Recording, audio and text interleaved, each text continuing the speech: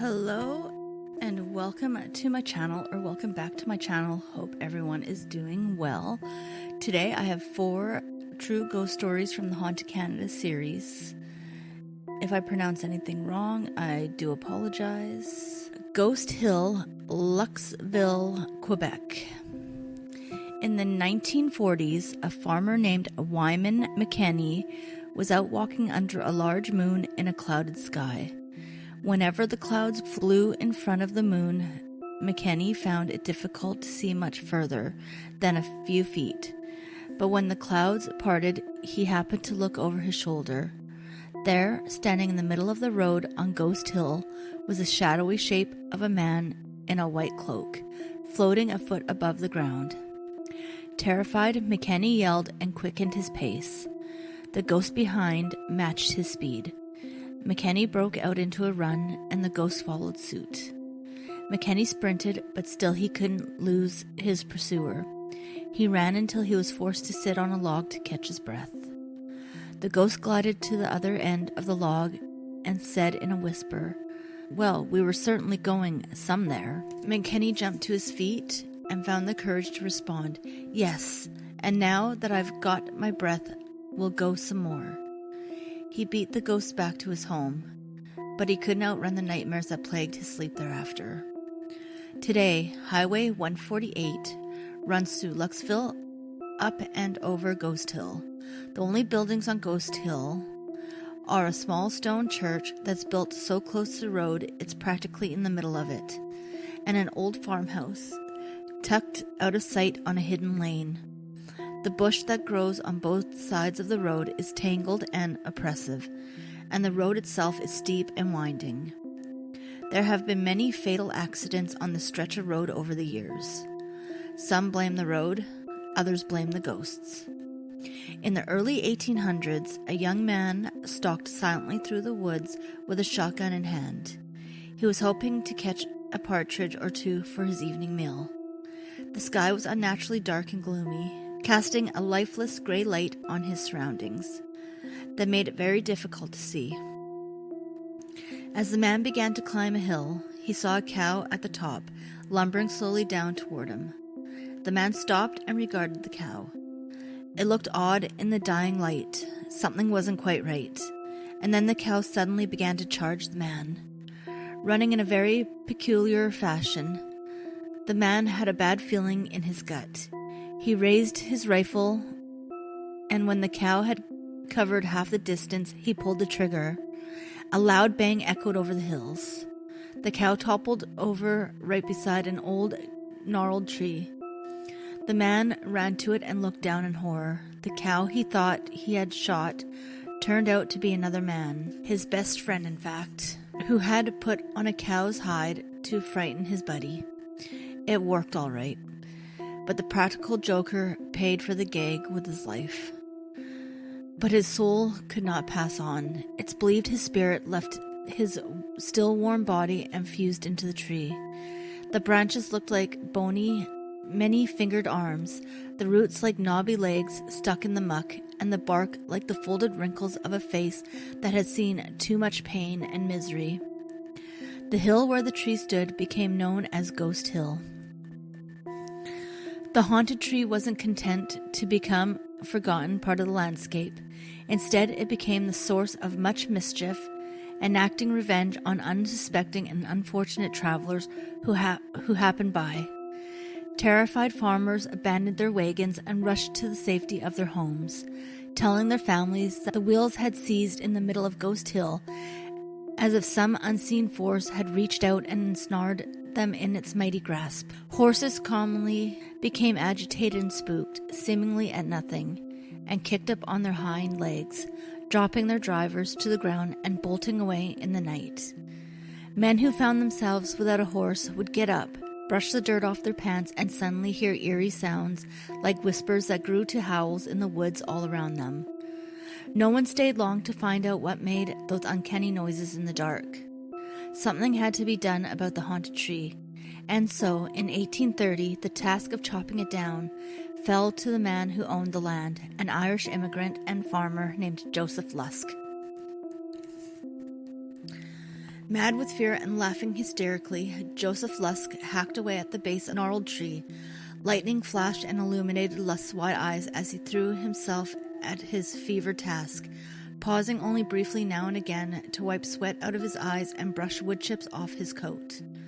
With every gouge he cut in the tree, he could swear he heard an anguished scream. It was as if he wasn't chopping down a tree, but hacking a human to bits, in a dark, twisted sense that wasn't too far from the truth. When the work was done, townsfolk hoped they would no longer see another ghost. But a few short years later, Ghost Hill claimed another innocent victim. A couple of men were returning home late at night from a tavern in nearby Elmer when they broke out into an argument. The friends had fought before, as friends do, and their disagreements were normally resolved and quickly forgotten. This time, however, one of the men reached into the back of his horse-drawn wagon, pulled out a pitchfork, and impaled his friend upon the metal prongs, right at the top of Ghost Hill. The murdered man's spirit took up permanent residence in the woods. In 1885, a local farmer by the name of Jim Boyer had a profitable day at the Elmer market. Selling butter, pork, and vegetables, he rode home happy, his pockets heavy with profits, when a band of robbers ambushed him on Ghost Hill, stole his money, and left him to die in a puddle of his own blood. Boyer's soul joined the multiplying group of hilltop ghosts forever, wailing for justice against their murderers, but never finding peace. It's believed other spirits skulk through the woods of Ghost Hill, and in the 1930s, one of these ghosts hitched a ride on a bus as it drove along Highway 148. As the driver crested the hill, he happened to steal a glance in the rearview mirror. He had thought the bus was empty, so he was shocked to see an elderly woman sitting in one of the back rows, looking solemnly out the window. As he drove down the other side of the hill, he wondered how he hadn't seen her get on the bus. He decided he should pull over at the bottom of the hill to let her out. As he passed a small cemetery, he heard a loud whoosh, as if something had flown straight past him, through the closed door and out into the night. The driver stopped the bus, opened the door, and turned around. But the bus was empty once again. Sometimes a name is only a name, nothing more. But Ghost Hill is more than that. It's a dire warning of what you'll find if you're brave enough to venture through Luskville. Spirits in the Sanatorium, Fort Qu'Appelle, Saskatchewan. As the teenage musicians gathered outside the building where their summer band camp was being held, on the grounds of what was once the Fort Qu'Appelle Sanitarium, it suddenly dawned on one of the young men that he had forgotten something. But what? He had his case, his instrument. My sheet music, he suddenly remembered. He had left it in his room. He told his bandmates he'd return and race back to their lodge alone. The boy ran up the stairs and into his room where he picked up his music, and paused. He had heard something. He thought he was the only person currently in the building, which had been assigned to the boys. A soft, lilting voice was coming from the bathroom, singing beautifully. The voice clearly belonged to a woman. As he hesitantly approached the bathroom, the woman's voice grew louder and clearer. It was accompanied by the sound of running water. He stood in the hallway for a moment, listening to the woman's song and building up the nerve to investigate further. Finally, he cracked open the door. The woman continued singing. Her back was to the boy. She wore a long old-fashioned dress and was washing her hands in the sink as she sang. With a dry swallow, the boy said, "Excuse me, lady, I think you are in the wrong lodge." She didn't stop singing, she didn't stop washing, and she didn't acknowledge the boy in any way. It was as if she was in her own world.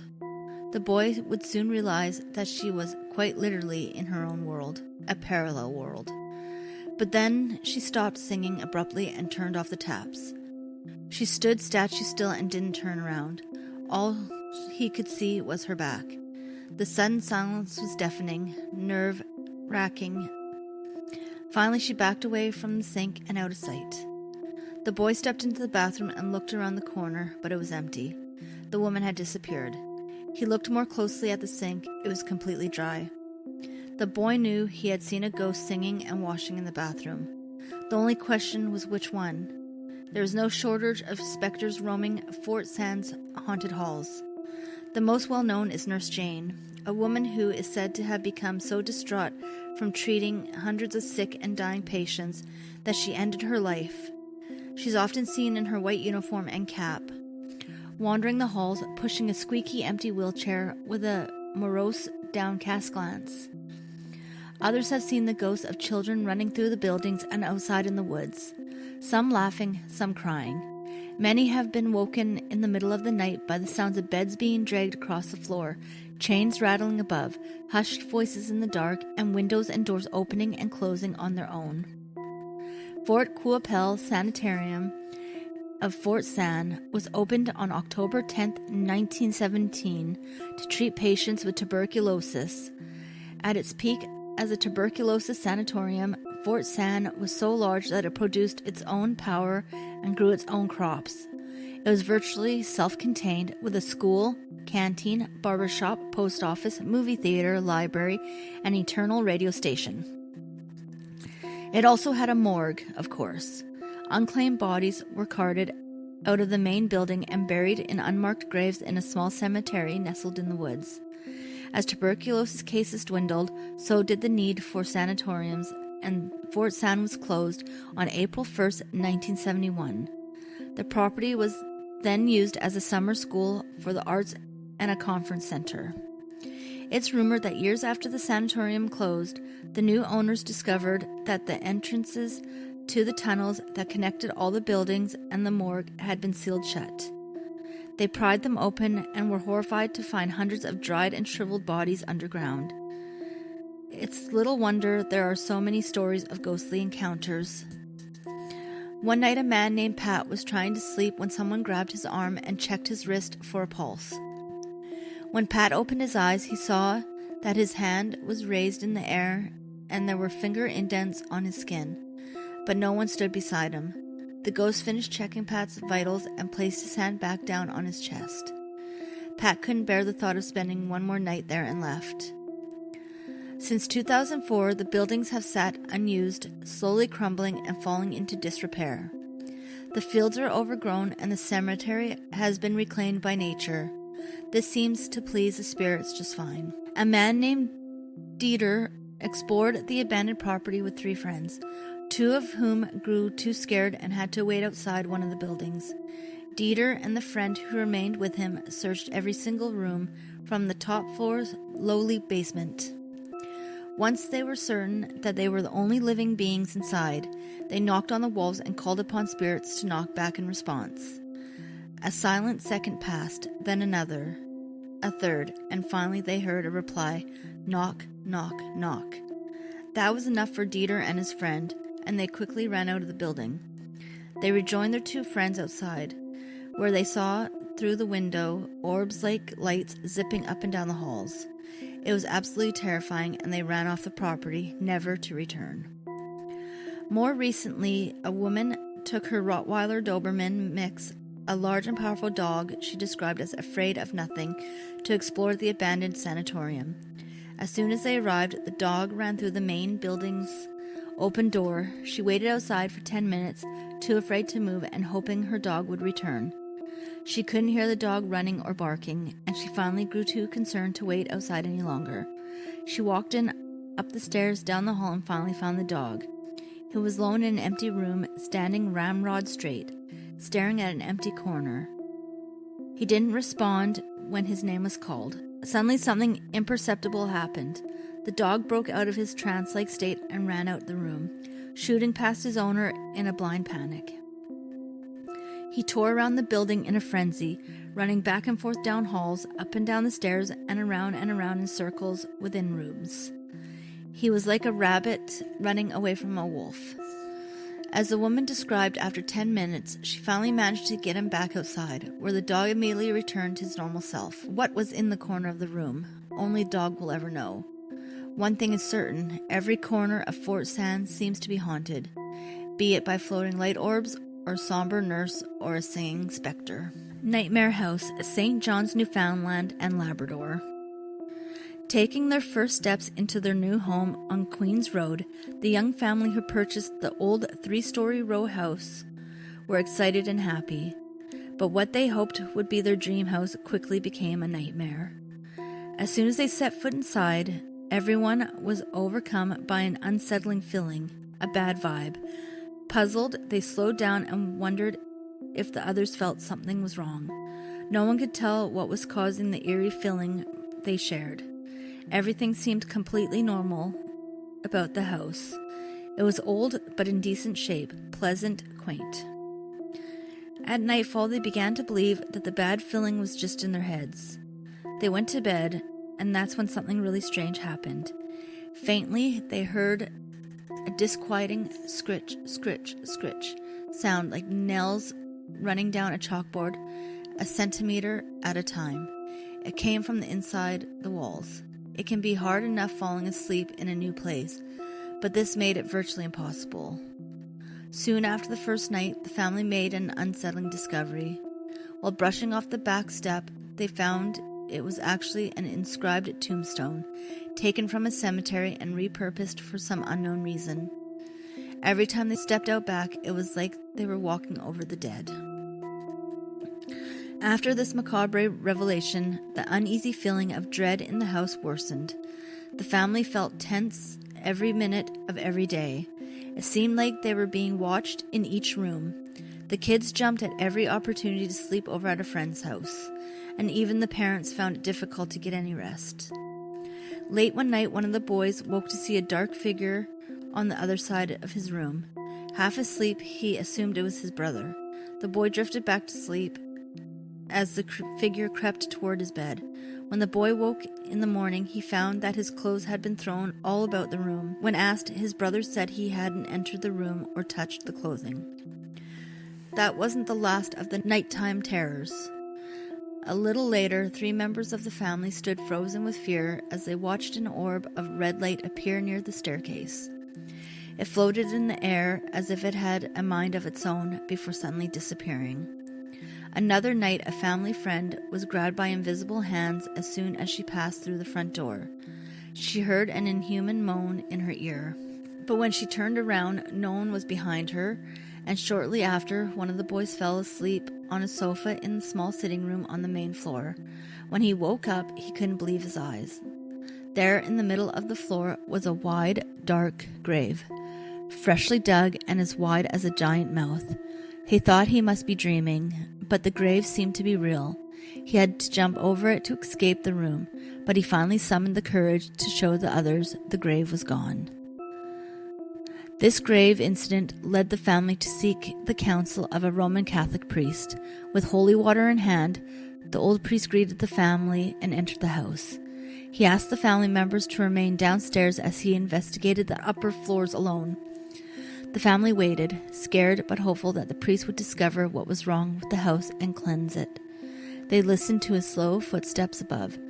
Before long, the footsteps sped up, and as he moved deeper and higher into the house. He wasn't lingering in one place for long. Before completing his investigation on the 3rd floor, the priest hurried back downstairs in a panic. The family asked him what had happened, what he had seen. He couldn't answer. With downcast eyes, he shook his head and offered a dire warning. "I would advise you to leave." Without any further explanation, the priest fled from the property, never to return. They didn't pack up and leave that night, but they didn't last much longer either. Just a few days later, whatever evil presence was haunting their house went absolutely haywire. Everyone was asleep in their beds. Suddenly, a tumultuous racket erupted from the main floor. The parents and their children ran downstairs to see what was happening. It sounded like a truck had crashed through the front door and was driving straight through the house. But the truth was much more frightening. A wooden hatch on the floor that led to a dirty crawl space beneath the house was opening and closing repeatedly. Bang, bang, bang. The unholy racket relentless, sending everyone into hysterics. But nothing ever emerged from below. Perhaps that was for the best. As soon as the hatch stopped banging, the bedroom doors flew open and closed upstairs, and something pounded the walls all around them. When the sun finally rose in the morning, it felt like the night had lasted an eternity, but at least the racket had stopped. Shaken and exhausted, the family left. They didn't return. The family had somehow managed to stay in the hellish house for 4 months, much longer than most would have lasted. An uncle who didn't believe in ghosts was happy to move in, but he only lived there for a month. He reached his limit when he woke up in the morning and looked in the mirror to find angry red scratches running down his spine, all the way from his neck to his lower back. The house was demolished in 1984, and the lot sat vacant for many years, as if no other building could take root. The land was eventually paved over to create a parking lot, but the family who lived there for 4 months can't forget what they lived through. One of the boys, now grown up, still suffers from nightmares. In his dreams, he's forced back to the site of his childhood trauma. He stands outside the house and looks up. There, in one of the upper floor windows, is a shadowy form looking back down at him. The nightmare house and its poltergeist lives on in memory. Sentenced to hang, Victoria, British Columbia. In the mid to late 1800s, Victoria's full of rough and tumble men who had traveled to British Columbia seeking their fortunes in the Cariboo Gold Rush. Violence and bloodshed were commonplace. Sir Matthew Begbie presided over 52 murder cases, in 27 of which the jury returned a guilty verdict. In those days, hanging was the standard death sentence for murderers, and Begbie soon became known far and wide as the hanging judge. Despite his reputation, Sir Begbie was tough but fair and quite sympathetic toward minorities and the common man. When the bodies of executed criminals were unclaimed by family, they were unceremoniously buried in unmarked graves. The provincial courthouse, now the Maritime Museum, was built directly on top of these mass grave sites, and many people believe this history might explain the amount of paranormal activity that is reported there. One day in June, Christy Fallon, a museum employee, was in her office when she was suddenly overcome by an intense sobbing fit. As tears streamed down her face, she began to hyperventilate.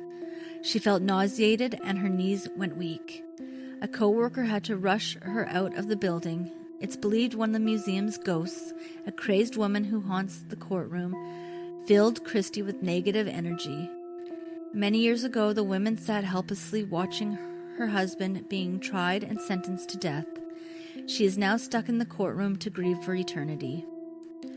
Deborah Dorskin and Dawn Kirkham, two mediums who have visited the museum on several occasions, have sensed up to 45 ghosts. They say the museum is full of paranormal energy.